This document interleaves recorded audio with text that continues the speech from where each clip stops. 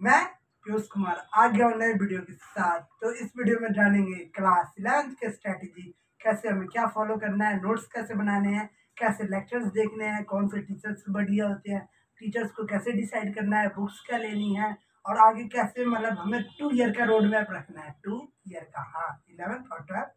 11th का fundamental, तो fundamental is very important. हाँ, 10th से भी इम्पोर्टेंट क्या है 11th, 12th से भी इम्पोर्टेंट क्या है 11th। 11th एक आपके लिए सरप्राइज वीडियो में पता चलेगा कि 11th का हैक क्या होता है, कैसे 11th पढ़ सकते हैं। तो ये वीडियो मैं बताता हूँ ह्यूमैनिटीज, आर्ट्स, कॉमर्स और पीसीएम, पीसीबी सबके लिए है। तो ये कंबाइंड वीडियो है सबके लिए, 11th कैसे शुरुआत करनी है। और सेपरेट वीडियो भी हम बना देंगे कि इन पीसीएम वालों के लिए कैसे करनी है वगैरह वगैरह। तो वीडियो को लास्ट तक बने रहें। तो वीडियो को शुरू की जाए।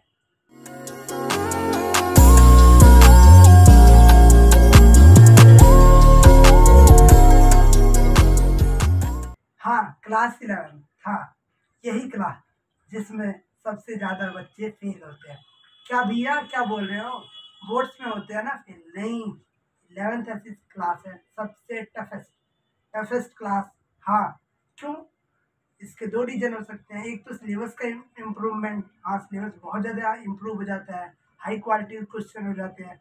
तो फिर जैसे हमें सीयूटी देना है, जेई देना है, नीट देना है, सीएस का एग्ज़ाम देना है, आईएएस पीसीएस की तैयारी करनी है, किसी भी फील्ड में जाना है, स्कोप्स आपको पता होते हैं, लाइफ में क्या करना है, डिफेंस लाइन में जाना है, तो मतलब ये क्लास बहुत इंपॉर्टेंट होता है। उसके बाद दूसरा क्या वजह टफ होने का 11th की? हाँ, 10th से आते हैं बोर्ड एग्जाम।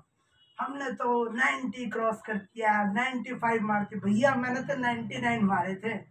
तो मेरा तो इसमें तो 99 98 ही तो होगा ज़्यादा से ज़्यादा। नहीं बेटा, 70 तक पहुंच जाओगे, पढ़ लो अच्छे से। टफेस्ट क्लास है क्योंकि हम हल्के में ले लेते हैं ना 11th को, ये भी है। उसके बाद बहुत ही इम्प्रूव हो जाता है, मतलब सिलेबस बहुत इंपॉर्टेंट। तो सबसे पहला जो आता है कि टीचर को कैसे डिसाइड करना है। तो जैसे आप ऑनलाइन में है तो ऑनलाइन में आपको यूट्यूब पे डेमो लेक्चर मिल जाते हैं, हाँ, किसी भी टीचर को ज्वाइन करने के लिए कि कौन से टीचर बढ़िया है, इस पे आपको डेमो लेक्चर। अब मैं किसी टीचर को सजेस्ट करूंगा तो आप कहेंगे भैया आपने पढ़ाया है तो आपको समझ आता है उन टीचर से, तो हमें भी आए, ये जरूरी नहीं है। तो ये तो मैं भी मान रहा हूँ ये जरूरी नहीं है, लेकिन मैं सजेशन नहीं दे सकता हूँ। तो टीचर्स कौन से बढ़िया, आप डेमो क्लास देखिए सबकी, आपको क्या समझ आ रहा है। हाँ, ऐसा भी हो सकता है समझ आए, क्वेश्चन नहीं लगे, तो ये इंपॉर्टेंट है। फील ही लेना जरूरी नहीं है, फील लेना जरूरी है, लेकिन फील ही लेना जरूरी नहीं है। क्वेश्चन बनना जरूरी है, क्वेश्चन बनना जरूरी है।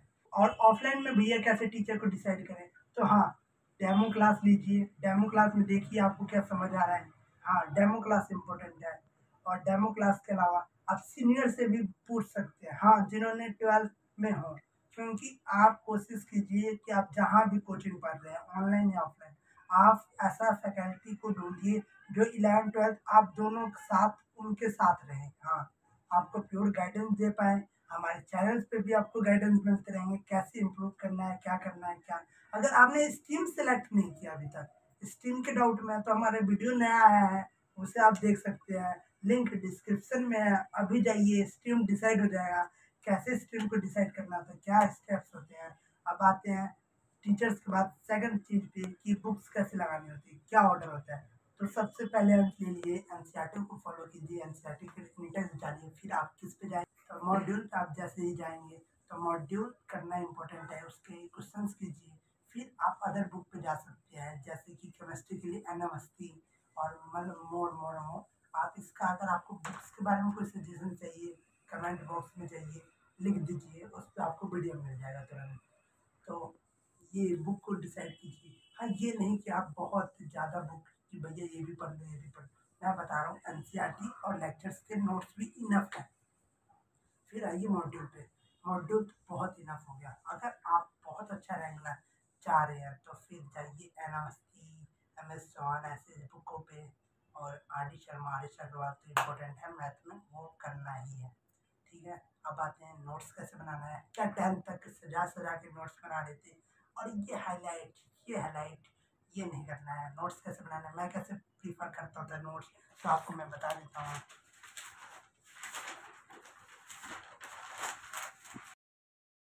जैसे कि ये है, ये पेज हो गया, तो आपको नोट्स कैसे, यहाँ से ये नोट्स बनाया आपने, इधर नोट्स लिखा, ये एक सीधा लाइन खींच सकते हैं, और ये लाइन खींचने के बाद आप इधर इम्पोर्टेंट चीज़ लिखिए। बहुत ही लेक्चर्स में क्या होता है, जो टीचर्स नोट्स लिखवाते हैं उससे ज़्यादा इम्पोर्टेंट पता है क्या होता है, जो टीचर्स बोल के निकल जाते हैं पेपर में वही आता है, वो यहाँ पे लिखिए। आपको जो आप रिकॉल करना ज़्यादा बार वो इधर लिखिए। ये बहुत, और ये नहीं कि आप क्या डिफरेंट पेन यूज़ कर रहे हैं, आप पेन डिसाइड कर लीजिए कि 11th-12th में क्या यूज़ करना है, वही पेन लीजिए आप हमेशा, आपको इम्प्रूवमेंट दिखेगा। और थर्ड पॉइंट, रेगुलर क्लासेस करनी है, रेगुलर डीपीपी करनी है। हाँ, क्लासेस तो रेगुलर करनी है, आप ये सोचिए आप इम्प्रूव करिए डेली। रेगुलर क्लासेस डीपीपी होना कंपलसरी है, तो आप रेगुलर क्लासेस के साथ मतलब ये होता है कि आप अटैच हैं, हाँ इम्प्रूव कर रहे हैं। अब जैसे कि आपको मैं बताता हूँ, अगर आपने एक दिन में पॉइंट 1 इम्प्रूव किया, क्या आज मान लीजिए आज की आपकी वैल्यू है 1 नॉलेज की, आपने पॉइंट 1 इम्प्रूव किया आज, ठीक है, तो आपका पता है 365 दिन के बाद कितना इम्प्रूवमेंट हो जाएगा, मोर देन 37 टाइम्स। हाँ, जितना आज नॉलेज है मोर देन 37 टाइम्स हो जाएगा। तो ऐसा करना है, थोड़ा थोड़ा डेली इम्प्रूव करना है। एक दिन पे हमें पूरा पहाड़ नहीं चढ़ना है, हमें सीढ़ियाँ चढ़नी है। क्या एक दिन में हमें छलांग लगाए पहाड़ नहीं चढ़ना है, हमें सीढ़ियाँ चढ़नी है, आराम से करेंगे सब हो जाएगा। तो ये करना इम्पोर्टेंट है। रेगुलर क्लासेस टाइम टेबल आपका क्या होना चाहिए, फिक्स होना चाहिए। हाँ, ये नहीं कि मतलब मैं बता रहा हूँ कि ये इतने सब्जेक्ट पढ़ना है इतने घंटे, आपको ये पता होना चाहिए इतने घंटे मुझे स्टडी को देना है। उस समय आप कोई भी सब्जेक्ट पढ़े, मतलब ये नहीं है ना आज मतलब किसी सब्जेक्ट में आपको ज़्यादा काम है तो उसमें तो हाँ उसमें आज ज़्यादा काम लगेगा तो वो ऊपर नीचे हो जाएगा।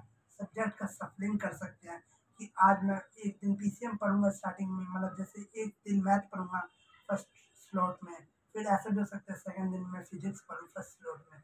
ऐसे आप स्लॉट्स डिवाइड कीजिए, 1-2 स्लॉट्स डिवाइड कर लीजिए इतना, फिर रेगुलर इंटरवल ब्रेक ब्रेक लीजिए। और एक और इम्पोर्टेंट पॉइंट है, डिस्ट्रैक्शन से दूर रहिए। हाँ, डिस्ट्रैक्शन क्या क्या हो सकती है ये नहीं बताना चाहिए मुझे, डिस्ट्रैक्ट नहीं होना है, स्टे मोटिवेटेड रहना है। गुप्ता जी शर्मा जी को नहीं जानना है, हर वीडियो में गुप्ता जी शर्मा जी आ रहे हैं तो गुप्ता जी शर्मा जी से उनकी थिंकिंग से दूर रहें, अपना मोटिवेट रहे। आपको स्कोप क्या करना है, आगे क्या करना है, इसके बारे में आपको गोल क्लियर होना चाहिए। और थर्ड पॉइंट ये है, एक इम्पोर्टेंट पॉइंट मेरी तरफ से, हैक बोल सकते हैं कुछ भी। जब हम ऑनलाइन पढ़ते हैं ना, ऑफलाइन तो तब भी इम्प्रूव होता है, बहुत टीचर चेक कर। ऑनलाइन पढ़ते हैं ना, कुछ चैप्टर के हमने नोट्स बनाए, फिर कहते हैं ना कि हमें नोट्स तो मिल ही रहा है, हम लास्ट टाइम मेरी बात से नोट्स बनाना है। क्या नोट्स बनाना है, लिख दो कमेंट बॉक्स में नोट्स बनाएंगे भैया। हाँ, नोट्स बनाना इम्पोर्टेंट है। ये सोचते हैं ना, कभी कभी मेरे साथ भी हुआ कि हम लास्ट जैसे मतलब किसी सब्जेक्ट के किसी चैप्टर के पर्टिकुलर चैप्टर के 13 लेक्चर है तो 9 लेक्चर के नोट्स बनाए, 4 लेक्चर के एक साथ बना दूंगा, एक साथ नोट्स से कॉपी कर दूंगा, क्योंकि मतलब जैसे एडवांस लेवल पे चला जाता है क्लासेस। नहीं, आपको पर डे का नोट्स बनाना है। और नोट्स नहीं बनाए ना, पहले नोट्स बनाओ फिर क्लास लेनी है, नोट्स बनाने के बाद रिवीजन करना है। Revision is important. रिवीजन कैसे करना है, रिवीजन इम्पोर्टेंट है। रिवीजन के मतलब पर्टिकुलर वीडियो भी बना देंगे इसके लिए। तो रिवीजन करना करते रहना है टाइम टू टाइम। और थर्ड और मतलब हैक पॉइंट ये है पूरा कि फ्रेंड्स अच्छे बनाइए, और मैं भी आपके फ्रेंड्स हूँ तो ये चैनल को भी सब्सक्राइब कीजिए, और ऐसी वीडियो जानने के लिए इस चैनल पे बने रहिए। तब तक के लिए stay motivated, stay calm, bye.